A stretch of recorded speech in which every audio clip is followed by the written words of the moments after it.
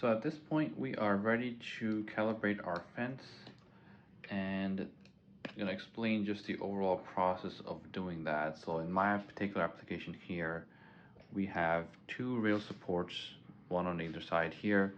Um, and the way that I've designed this fence, as I explained in my previous videos, you basically pick one side. So in my example, I'm just gonna pick this side, and I'm gonna start by having the anchor connector on this side to be fully tight, and then the one I'm gonna loosen this one here, and essentially once I do that, then I'm gonna demonstrate this to you guys. So if I can move this in or out now, and you can see that as I do that, the position of the fence changes accordingly. So if I push it in, if I push my rail support in, you can see I'm pushing the back of the fence to the right, and as I pull it out, I can move it to the left. So the front right now, I'm going to set that to be flush with the right side of my miter gauge, and I'm going to adjust this out so that the back is the same way.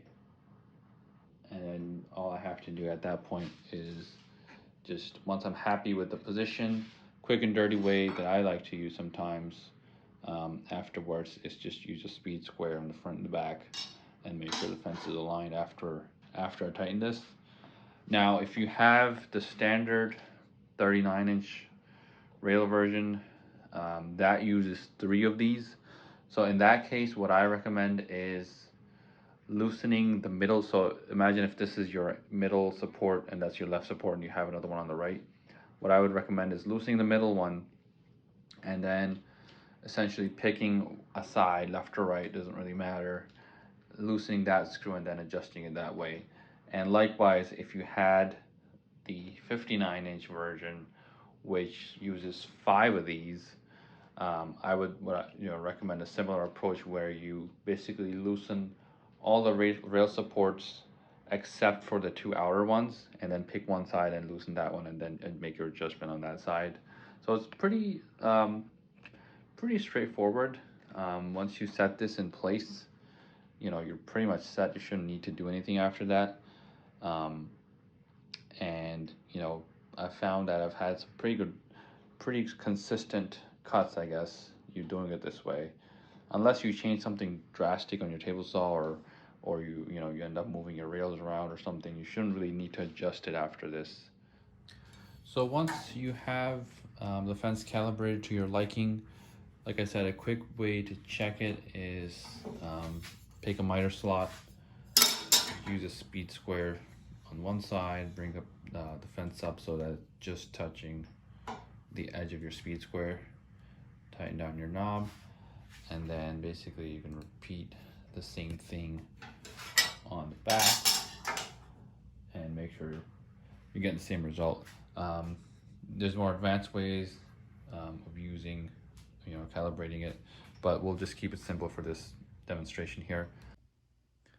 And once you have the fence calibrated, then the last step remaining is to attach your tape measure rail, which, like we mentioned before, just gets mounted to the 2 right angle brackets here and here, and this uses some standard T-nuts and 1/4 inch screws. And I did also go ahead and attach my cursor here. I had to slightly modify the hole in it and make it more of a slot, just so that it sits properly here and it's not rubbing. And I still have to install my tape measure. This is just an adhesive backed tape measure that I'm probably going to do after I get this all set up on my workbench. And after that, it's just a matter of calibrating it, which is pretty straightforward.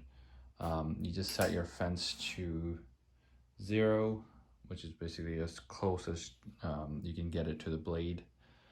And then obviously you have this, assuming you have this installed here, you would loosen the screws for your tape measure rail and slide it to the 0 point. Slide the 0 to this line here, and that's pretty self-explanatory for the most part, similar to how all other cursors work. So that's it, guys. I think that should give you guys a good overall on how to get this fence set up.